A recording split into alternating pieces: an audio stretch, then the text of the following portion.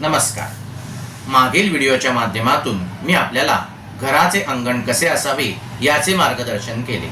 या व्हिडिओच्या माध्यमातून मी आपल्याला वास्तुशास्त्राप्रमाणे घराचे दरवाजे कसे असावेत याचे मार्गदर्शन करणार आहे.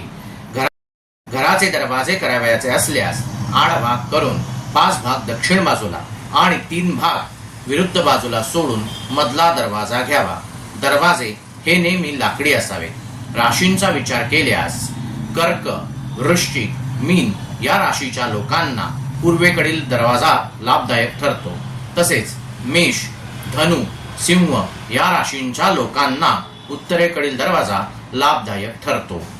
कन्या, वृषभ, मकर या राशीच्या लोकांना दक्षिणेकडील दरवाजा लाभदायक ठरतो आणि तुला, मिथुन आणि कुंभ राशीच्या लोकांना पश्चिमेकडील दरवाजा लाभदायक ठरतो. राशींचा विचार करून दरवाजा केल्यास तो त्यांना अवश्य लाभदायक ठरेल.